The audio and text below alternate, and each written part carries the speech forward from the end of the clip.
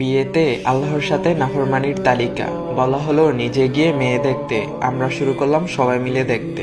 বলা হলো মেয়ে দিনদার কিনা দেখতে, আমরা শুরু করলাম মেয়ে সুন্দর কিনা দেখতে।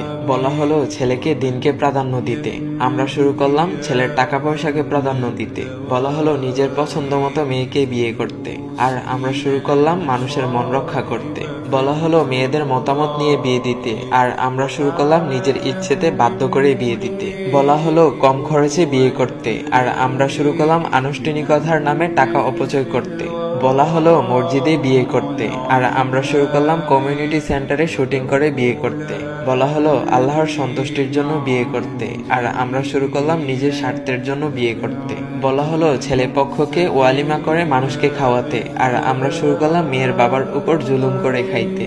বলা হলো স্ত্রীর মহারণা পরিশোধ করতে, আর আমরা শুরু করলাম যৌতুক নিতে। বলা হলো দ্রুত বিয়ে করতে, আর আমরা শুরু করলাম নিজের পায়ে দাঁড়ানোর নামে পিছিয়ে বিয়ে করতে। বলা হলো বিয়েকে সহজ করতে, আর আমরা শুরু করলাম কঠিন করতে।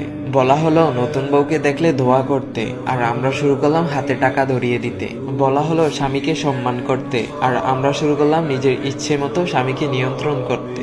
বলা হলো স্ত্রীকে ভালোবাসতে, আমরা শুরু করলাম শালীর সাথে মিশতে। বলা হলো স্ত্রীর সাথে সুন্দর করে কথা বলতে, আর আমরা শুরু করলাম দাসীর মতো আচরণ করতে। বলা হলো দেবর থেকে দূরে থাকতে, আর আমরা শুরু করলাম দেবরদের সাথে ফাজলামিতে মেতে উঠতে।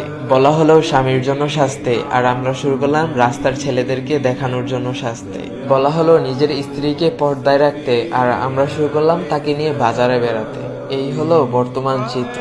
আশা করি ভিডিওটি আপনার কয়েকজন ফ্রেন্ডকে অথবা আপনার আত্মীয় স্বজনদেরকে শেয়ার করবেন অথবা মেনশন করবেন। হতে পারে আপনার শেয়ার করা ভিডিওটা দেখে কারোর চিন্তা ভাবনা পরিবর্তন আসতে পারে। তো আপনি কিভাবে বিয়ে